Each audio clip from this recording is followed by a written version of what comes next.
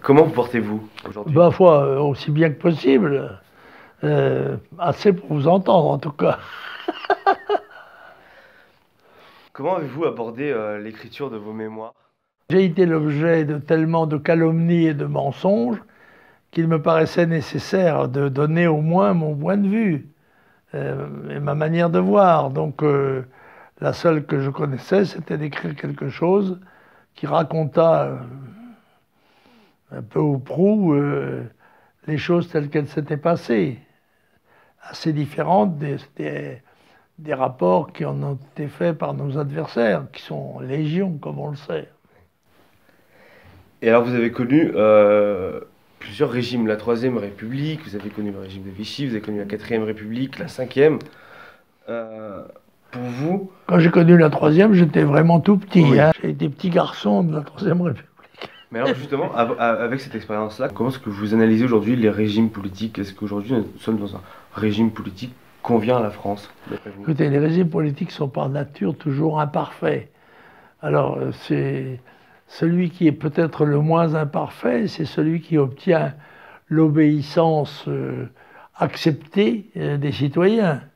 Et dans ce sens, il semble que le système démocratique soit celui qui apporte le plus de garanties, puisque aussi bien, au moins, la responsabilité repose non pas seulement sur les dirigeants, mais aussi sur ceux qui les ont nommés ou élus. Bon, c'est un système certainement très imparfait parce que il peut être manipulé par les médias, par différentes forces, par les lobbies divers. C'est certainement, il faut aussi que les hommes ou femmes politiques soient choisis parmi ceux qui ont du caractère. Or, en général, le corps électoral lui-même préfère être caressé dans le sens du poil qu'à rebrousse-poil. Bon. Donc, il n'est pas très facile d'être un homme politique de caractère et se faire élire. Ça m'est arrivé pourtant, hein. Même au majoritaire, puisque j'ai été député du quartier latin, au scrutin majoritaire, il est vrai en 58. Voilà. Ce n'est pas le système politique qui nous arrachera à la décadence.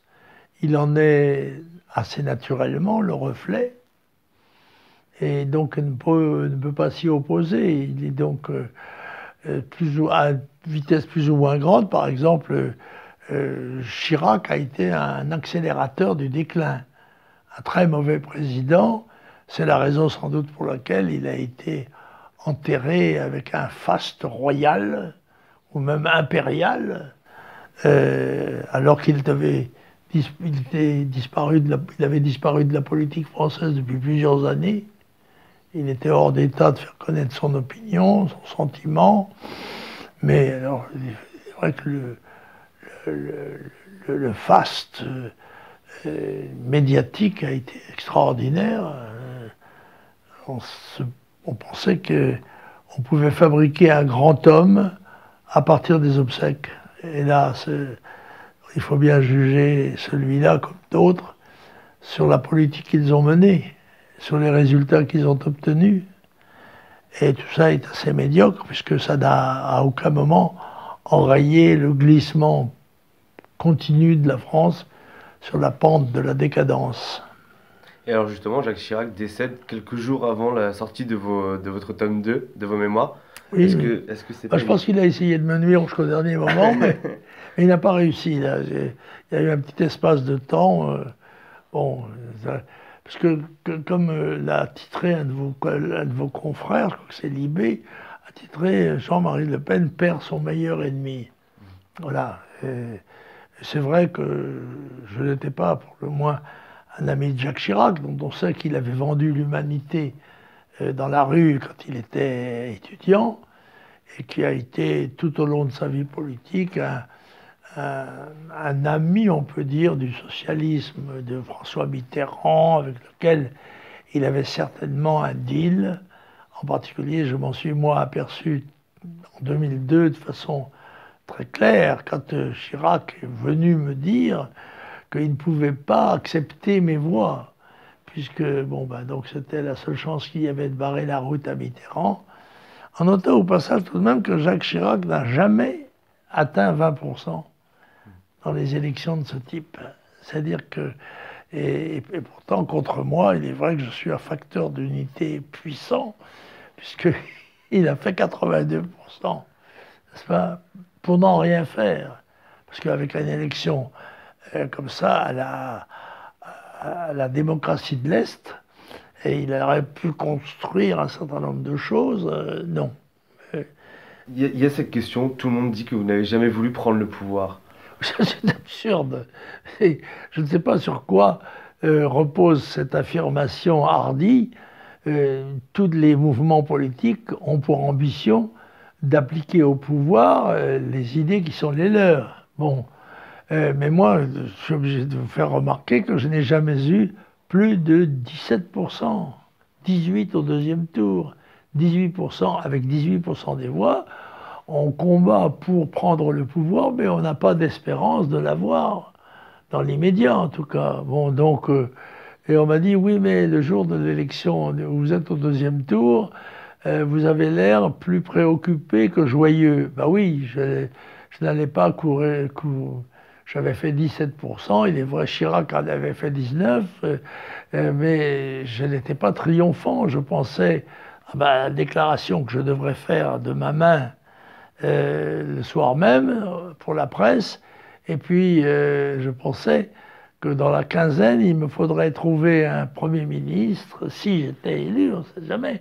Ça n'était pas exclu, parce que la proximité des deux résultats n'écartait pas totalement l'hypothèse d'une déferlante de deuxième tour, ce qui était surprenant, mais pas impossible. Pas improbable, mais pas impossible. Et donc, le système s'est défendu, en tout cas, comme s'il le craignait véritablement. Et on a mobilisé absolument toutes les forces, depuis l'Assemblée des évêques, en passant par les enfants des écoles, les unijambistes, les skieurs, les nageurs de fond, enfin tout. Toute la France a été mobilisée pour empêcher l'abomination de la désolation de se produire, c'est-à-dire l'élection d'un homme politique qui ne s'était pas fait remarquer cependant par des déclarations particulièrement incendiaires. Non, mais quand même, ils avaient pressenti que ça pouvait être le changement. Et ça, ils ne voulaient pas de changement. À quoi aurait ressemblé la France présidée par Jean-Marie Le Pen? Ah, écoutez, je ne sais pas. Je ne suis pas Madame Soleil, je ne peux pas vous dire ce qui serait produit. Je crois qu'on aurait sans doute évité un certain nombre de choix qui affaiblissaient le pays. On aurait procédé, vous savez, je dis quelquefois, si j'étais au pouvoir, je ferais un discours à destination du monde, en disant, voilà, nous savons qu'il y a une grande misère dans beaucoup de pays, nous sommes prêts, avec nos faibles moyens, à aider dans la mesure de nos possibilités, mais je dois avertir tous ceux qui souhaiteraient venir chez nous sans titre qu'ils n'auront droit à rien. Rien, ni en matière de logement, ni en matière de travail, ni en matière de scolaire. Je ne vois pas pourquoi nous ferions une obligation d'éduquer les enfants de gens illégaux chez nous, y compris la santé, enfin tout ça. Bref, ça vous donne droit à rien. Rien. Ne venez pas, parce que nous n'avons rien à vous donner, c'est clair. Eh bien, ça n'a jamais été dit. Il y a toute une série de systèmes plus poreux les uns que les autres qui permettent une immigration d'infiltration qui n'a pas cessé et qui même, on peut dire, progresse, en particulier sous le drapeau de ce qu'on appelle injustement d'ailleurs le droit d'asile. Il n'y a pas de droit d'asile. Il y avait une tradition d'asile en France, en particulier quand un violoniste russe était persécuté par le tsar. La France se faisait un honneur et un devoir de l'accueillir. Là, il s'agit de masses, de centaines de milliers, voire, et qui seront demain des millions d'hommes, parce que, encore une fois, l'un des éléments fondamentaux, c'est la révolution démographique qui a fait passer la population mondiale en 50 ans de 2 à 8 milliards d'habitants et qui promet de progresser de telle sorte que la plupart des pays du monde, tous les pays du tiers-monde en tout cas, sont en risque d'explosion économique, sociale, politique, et que le risque de voir une partie de ces populations tenter d'échapper à la misère locale fait peser sur le continent, ce que j'appelle le continent boréal, celui qui va de Vladivostok à Gibraltar, une menace de submersion qui est imminente et qui est en cours d'ailleurs, qui est déjà commencée. Voilà, c'est ça. Parce que si le droit d'asile, tel qu'il est promu par un certain nombre d'hommes politiques français, nous oblige à recevoir les citoyens de pays qui se trouveraient en danger ou qui s'estimant en danger chez eux. Ben, il suffirait qu'ils se sentent en danger en Chine pour qu'ils viennent 200 millions de gens. Ils sont déjà 1 million. Hein. Il y aurait déjà l'élément de recueil. Mais ceci fait peser sur notre liberté, notre indépendance, notre existence même, une menace mortelle. Alors évidemment, ça n'est pas très agréable à dire, encore moins à entendre. Mais ils ont des oreilles, ils n'entendent pas, ils ont des yeux et ils ne voient pas. Alors voilà, moi j'ai été dans ce domaine-là un éclaireur de pointe, avec tous les risques du métier. Mais ce n'est pas hésiter à le faire. Mais probablement, il ne faut pas être trop en avance sur la perception par l'opinion des phénomènes que l'on dénonce. Et alors justement, aujourd'hui à l'Assemblée nationale, il y avait un débat sur l'immigration. Est-ce que c'est grâce à votre travail d'éclaireur qu'on peut dire qu'aujourd'hui Je ne sais pas, je ne sais pas quel mérite je puis avoir. Je n'ai pas d'autre conviction que celle d'avoir dit ce que je pensais, à tout risque, parce que ça n'a pas été sans risque, puisque à la fois le Parlement européen, les tribunaux ont veillé à restreindre le plus possible ma liberté, soit par des sanctions financières écrasantes, le Parlement européen qui m'a confisqué 340 000 euros pour commencer, sous le prétexte que j'avais employé M. Jalk, qui était aussi un membre du Front National. Je ne vois pas où j'aurais été chercher mes collaborateurs. Je n'aurais pas été au Parti communiste ni au Parti socialiste. Je choisissais mes collaborateurs plutôt parmi les gens que je connaissais ou qui étaient proches de mes idées. Mais ça, c'est trop encore, dit-il. Bon. Et alors, pour revenir au Front National, quelle tournure a pris le Rassemblement National à votre avis aujourd'hui? Eh bien écoutez, je crois que sous l'influence de Philippot, qui se présentait lui-même comme énarque, gaulliste de gauche, homosexuel. C'était sa carte de visite. Marine Le Pen s'est laissée entraîner, sans doute, sur une ligne plus à gauche que celle que j'avais tracée jusque-là pendant 40 ans. Et puis, il semble que maintenant, sous la pression des événements, et maintenant que les yeux des gens s'ouvrent, à part des bourgeois, comme l'a justement fait remarquer Macron, il a dit les bourgeois ne perçoivent pas l'immigration pour la bonne raison, c'est que leur circuit de vie ne croise pas ceux des immigrés. C'est vrai, quand vous habitez Saint-Cloud et que vous travaillez à la Bourse, et que dans les week-ends, vous allez en Normandie dans votre maison de campagne par l'autoroute, vous n'avez pas de chance d'en rencontrer beaucoup. Mais le peuple français, lui, en prend une conscience. Parce que pour cela, il suffit de prendre le métro ou le train, s'apercevoir que quelquefois, on est le seul Européen dans le wagon. Bon, ce qui prouve quand même déjà le degré considérable d'invasion. Appelons les choses par leur nom, mais déjà, l'emploi d'un certain nombre de mots, même justes, vous frappe d'impuissance, d'ostracisme. Il y a des choses qu'on ne devrait pas avoir le droit de dire, parce que c'est la vérité. Et je sais que les vérités sont bonnes à dire, mais ne sont pas très agréables à entendre. Et que ceux qui les disent... Il y a un proverbe afghan d'ailleurs qui dit « Si tu as un ami qui dit la vérité, procure-lui un cheval pour qu'il puisse partir très vite. » Est-ce qu'on peut encore dire aujourd'hui que le Rassemblement national est le meilleur outil? Ben écoutez, il n'y en a pas d'autre. Alors par conséquent, pour l'instant, c'est celui qui est en responsabilité. Sera-t-il digne de sa responsabilité? Je le souhaite de tout mon cœur.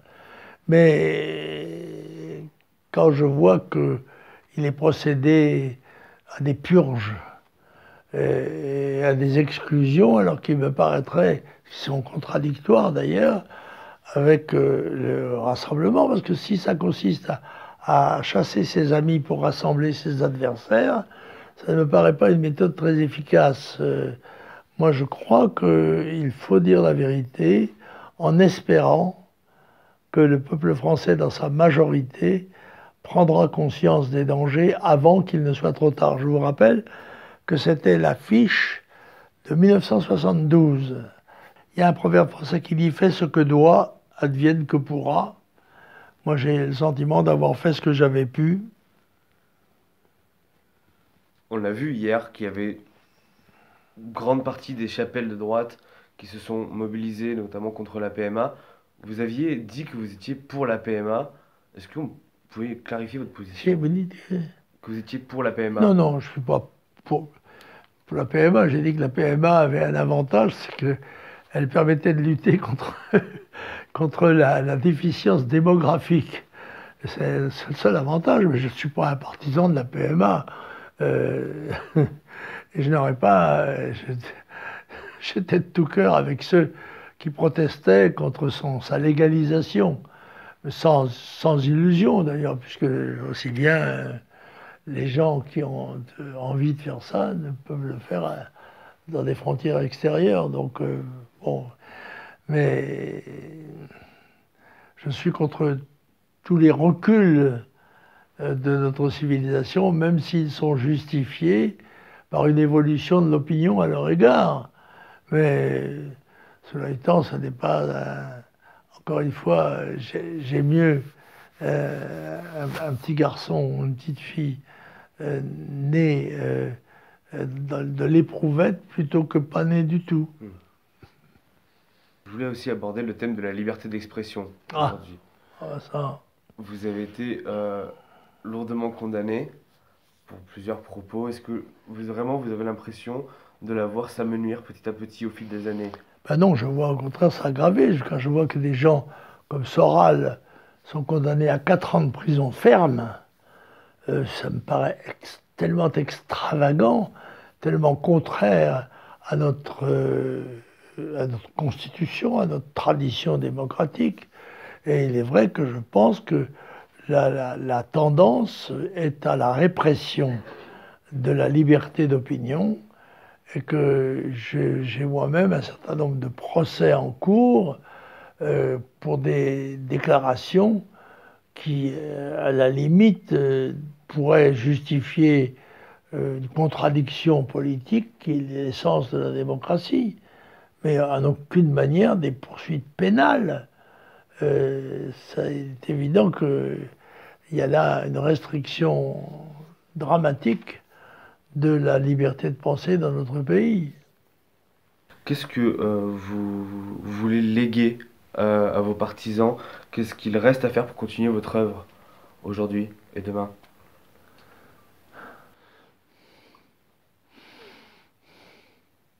L'esprit de résistance à la décadence, Autrement, j'ai pas grand-chose d'autre à léguer. Et mes livres et mes images, on peut les disperser au vent. La tendresse ni le courage ne sont objets de jugement. Ce sont des vers, des testaments de Robert Brasillac. Voilà. Non. Vous savez, moi je ne suis pas l'initiateur d'une philosophie politique. La défense de la nation, le patriotisme sont des valeurs qui m'ont précédé de très loin. Je n'ai été que leur serviteur, pas leur inventeur. Alors je souhaite que ces notions qui sont les garanties de la liberté et même de l'existence physique de nos concitoyens soient maintenues. Maintenant, encore une fois, ça ne dépend pas que de moi. Quel retour vous faites sur votre rapport que vous avez eu pendant toute votre vie avec la religion, et plus précisément la religion catholique? Est-ce que vous êtes un maurassien? Est-ce que la religion ne servait que comme n'est intéressante que si elle apporte quelque chose à la politique? Ou est-ce que vous croyez profondément en Dieu? Quel est votre lien avec la religion catholique?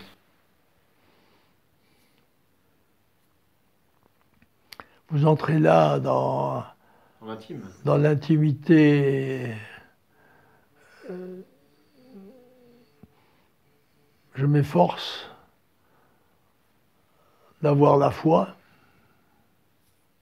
Ce n'est pas toujours très facile. Mes relations avec l'Église catholique se limitent à celles que j'ai avec les traditionalistes, c'est-à-dire les gens qui portent soutane, qui respectent la religion dans laquelle j'ai été élevé et avec lesquels j'ai une grande sympathie. Pour le reste, je sais que je suis dans la dernière ligne droite et je ne peux qu'espérer l'indulgence du juge suprême à mon égard. Ça ne me pose pas de problème. Quant à l'idée roborative de mes obsèques, j'essaye de m'en accommoder. Chaque fois que je m'incie un peu, je me dis que ça sera moins lourd pour ceux qui porteront la caisse. Mais je vais à la Trinité sur ma tombe, en quelque sorte. J'ai plusieurs fois imaginé d'ailleurs le spectacle que cela sera dans le cimetière de la Trinité-sur-Mer, où je reposerai, j'espère. Mais ça ne me tracasse pas outre mesure. Il aura fallu quand même que j'atteigne 90 ans pour que je pense avec sérieux à ma disparition. Maintenant, il me semble que c'est quand même assez raisonnable de l'envisager comme un épisode probable. Mais alors justement, comment est-ce que vous pensez que la classe politique et les médias en parleront?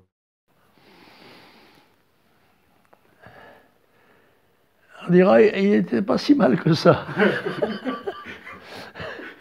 Je ne sais pas. Ceci fait partie du destin de chacun d'entre nous. On ne doit en avoir ni peine, ni orgueil particulier. C'est avec modestie et sagesse, quand vient l'heure, et quand viendra l'heure dernière, calme j'irai jusqu'au tombeau. Et quand viendra l'heure dernière, calme j'irai jusqu'au tombeau. Calme j'irai jusqu'au tombeau. C'est de Bach, je crois, ça, oui, oui. semble-t-il. Enfin, ça. Mais je suis, à mon avis, un des rares survivants qui connaissent l'office des morts par cœur. D'ailleurs, ça avait étonné un jour un de mes amis curés qui m'avait dit, mais vous avez été le seul à chanter, même mes vicaires ne savaient pas. Voilà.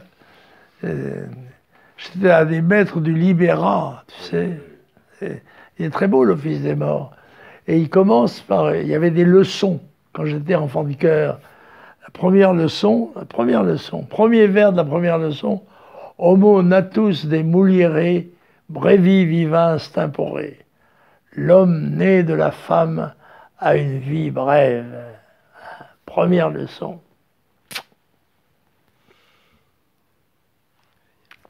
Eh oui.